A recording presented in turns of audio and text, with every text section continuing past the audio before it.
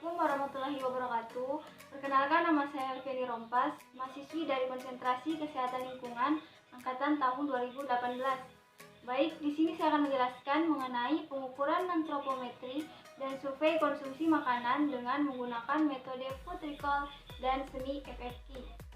Untuk pengukuran yang pertama yaitu pengukuran antropometri. Antropometri adalah ilmu yang mempelajari berbagai ukuran tubuh manusia. Dalam bidang ilmu gizi digunakan untuk menilai status gizi. Jadi ukuran yang sering digunakan adalah berat badan dan tinggi badan.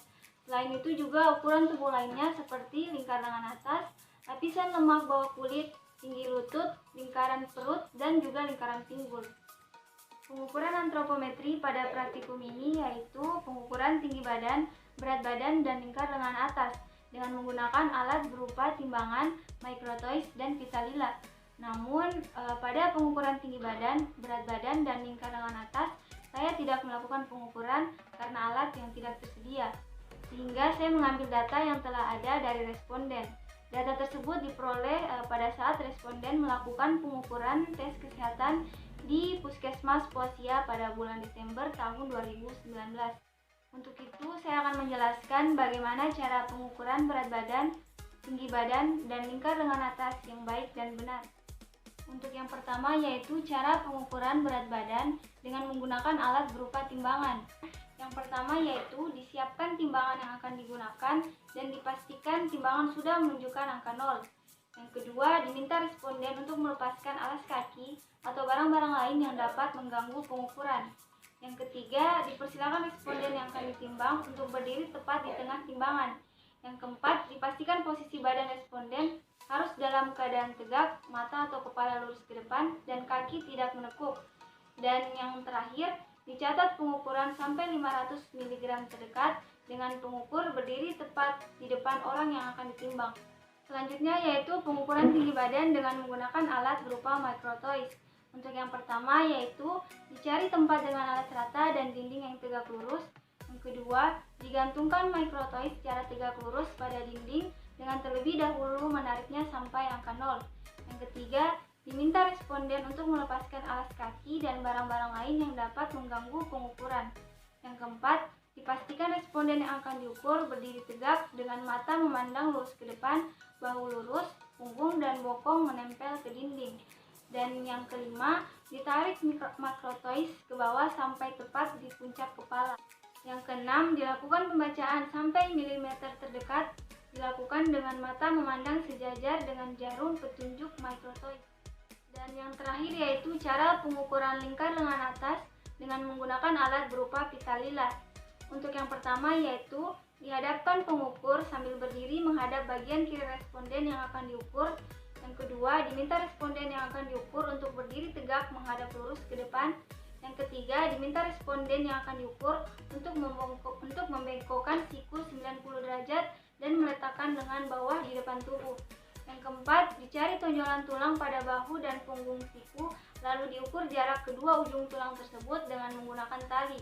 Kemudian dilipat tali menjadi dua bagian yang sama, beri tanda dengan spidol pada pertengahan kedua tonjolan tulang tersebut.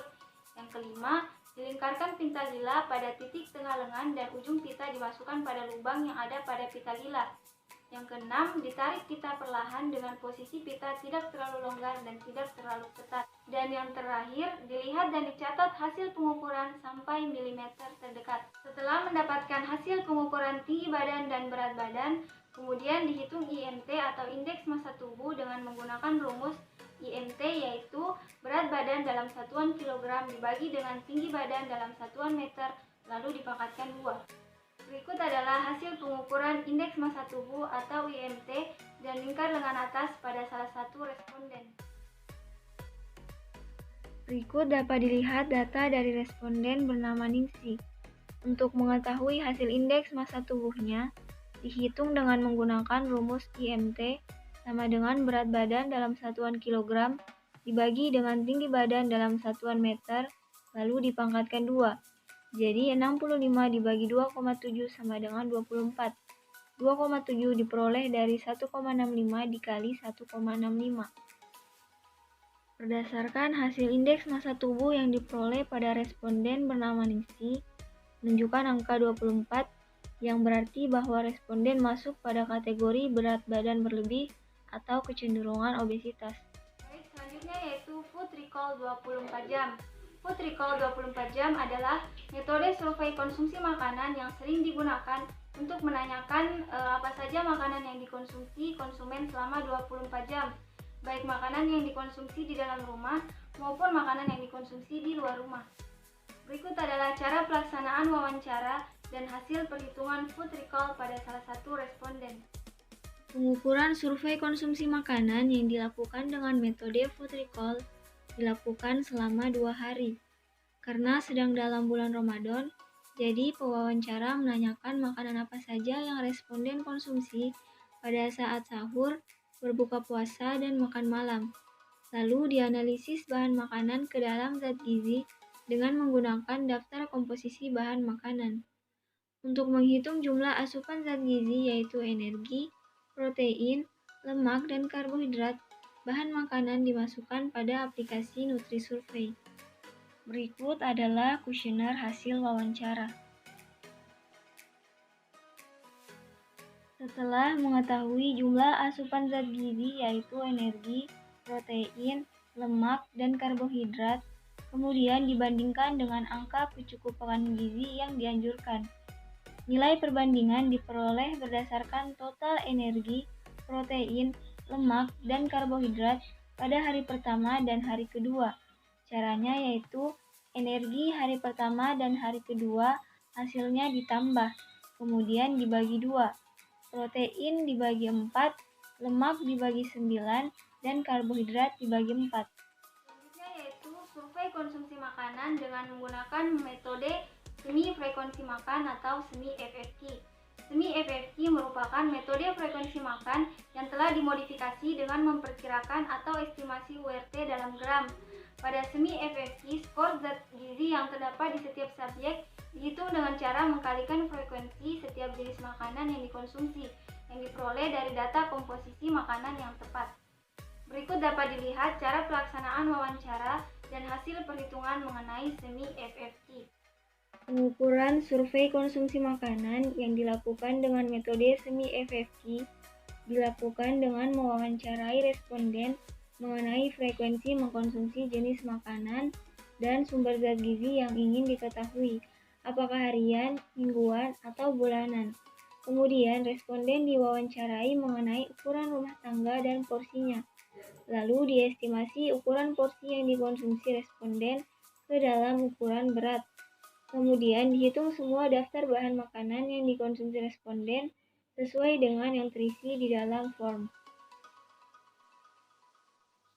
Kemudian hasil pengukuran semi FFQ keseluruhan responden diperoleh dari perbandingan yaitu energi, protein, lemak, dan karbohidrat yang mana bahan makanan dimasukkan pada aplikasi NutriSurvey. Rumus yang digunakan yaitu jumlah energi dibagi 2, protein dibagi 4, lemak dibagi 9, dan karbohidrat dibagi 4.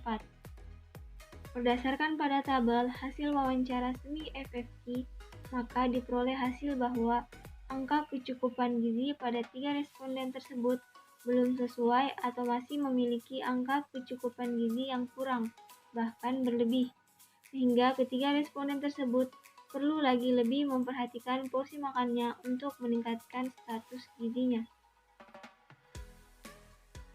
Selanjutnya, untuk mengetahui hasil analisis pengukuran semi FFQ yang terdapat pada tabel FFQ diperoleh dari rumus nilai frekuensi dikali dengan jumlah responden. Kemudian, seluruh jumlah dari hasil nilai frekuensi yang dikali dengan jumlah responden dijumlahkan atau ditotalkan secara keseluruhan. Kemudian, untuk mendapatkan nilai rata-rata, yaitu dengan rumus total keseluruhan dibagi dengan jumlah responden. Setelah itu dirata-ratakan lagi dengan rumus rata-rata dibagi dengan jumlah bahan makanan. Lalu hasil penjumlahan akhir tersebut menjadi kriteria untuk menentukan interpretasi baik dan kurangnya bahan makanan. Apabila skor melebihi angka rata-rata frekuensi konsumsi bahan makanan, maka interpretasi bahan makanan masuk ke dalam kategori baik. dan apabila kurang dari angka rata-rata frekuensi konsumsi bahan makanan, maka masuk ke dalam kategori kurang.